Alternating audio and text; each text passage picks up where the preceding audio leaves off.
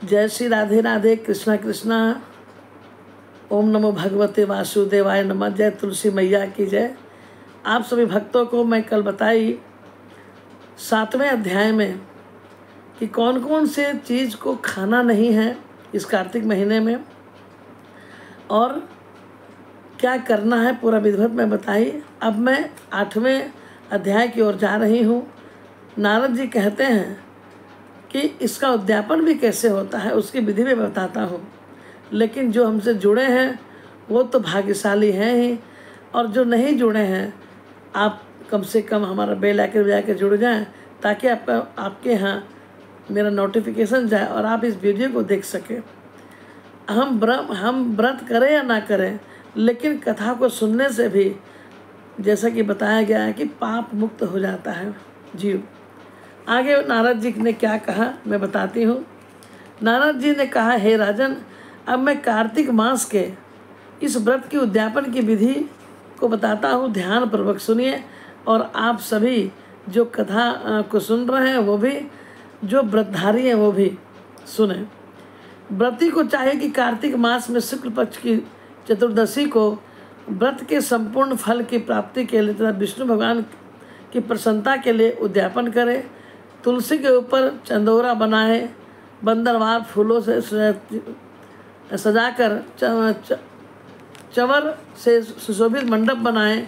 चारों दरवाज़ों पर मिट्टी के बने हुए पुण्यशील, सुशील, जय और विजय 4 द्वारपालों को अलग अलग बैठावें।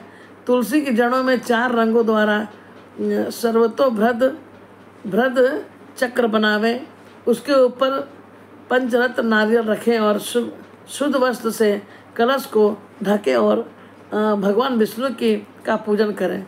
द्वादशी को भगवान विष्णु जागे थे, त्रयोदशी को देवताओं ने उनके दर्शन किए थे, चतुर्थी को देवताओं ने उसका पूजन किया था उनका, इसलिए भगवान विष्णु की उद्यापन पूजा की जाती है। उस दिन संयम तथा शांति चित्त से व्रत करना चाहिए। व्रती को अपने गुरु की मूर्ति बनाकर तथा विधिवत नैवेद्य आदि से भगवान की पूजन भी करनी चाहिए। विधि प्रकार के वादों के साथ भजन कीर्तन करना चाहिए और जागरण करना चाहिए। मेरे प्यारे, जो प्राणी श्रद्धा पूर्वक भगवान की कीर्ति करते हैं, उनका भजन गाते हैं, उन लोगों के 100 जन्मों के पाप धुल जाते हैं। जो व्यक्ति भगवान के नियमित जागरण करके रात्रि भर भगवान का कीर्तन करते हैं, उनके असंख्य गौदान का फल की प्राप्ति हो जाती है, सिर्फ रात में भजन कीर्तन करने से। जो लोग भगवान की मूर्ति के सामने नृत्य करते हैं, गान करते हैं, उनके अनेक जन्मों के एकत्रित पाप नष्ट हो जाते हैं। जो लोग भगवान के सम्मुख बैठकर कीर्तन करते हैं, बंसी बजाते हैं, कुछ भी वाद्य बजाकर भक्तों को प्रसन्न करते हैं और भक्ति से रात्रि भर जागरण करते हैं, उसे करोड़ों तीर्थ करने का फल की प्राप्ति होती है। पूर्णमासी को अपनी पत्नी सहित देवपाठी ब्राह्मणों को या केवल एक ही श्रेष्ठ ब्राह्मण को उनकी पत्नी सहित बुलावे और उन्हें खीर आदि का मधुर भोजन करावे और यथाशक्ति दक्षिणा देवे, क्योंकि पूर्णमासी को ही भगवान ने अपने भक्तों को वरदान दिया था और महेश का रूप धारण किया था। अतः उस दिन जो दान, हवन, आप जप आदि भगवान विष्णु के निमित्त किया जाता है, वो अच्छे फल का देने वाला होता है। इसलिए व्रती 3 या 1 ब्राह्मण को अपनी सामर्थ्यता के अनुसार भोजन करावे। उन ब्राह्मणों को अपनी सामर्थ्य के अनुसार दक्षिणा भी देकर प्रणाम करें। बाद में भगवान विष्णु की पूजा करके अन्य देवताओं तथा तुलसी, कपिला गाय का पूजन करें। व्रत की कथा सुनने वाले गुरु उपरोक्त ब्राह्मणों को वस्त्राभूषण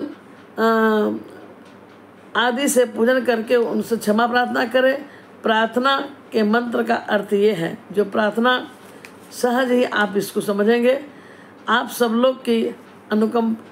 लोगों की अनुकंपा से मुझ पर भगवान सदा प्रसन्न रहे, इस व्रत को करने से मेरे 7 जन्मों के किए हुए पाप नष्ट हो जाएंगे और मेरी संतान चिरंजीवी होगा।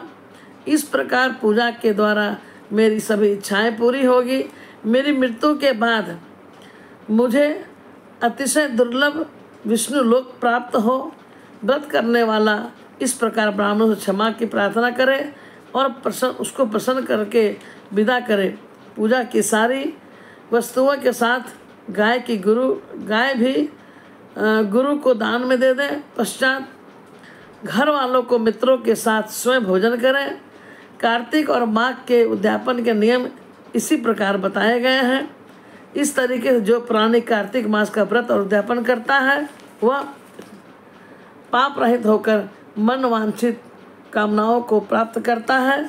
प्रेम से बोलिए वृंदावन बिहारी लाल की जय, तुलसी मैया की जय। मेरे प्यारे, सुनने में कुछ नहीं जाता, समय निकाल के 5-10 मिनट अब सुन लें। कम से कम जीवन में कोई ऐसा व्यक्ति नहीं है जिसने पाप नहीं किया है।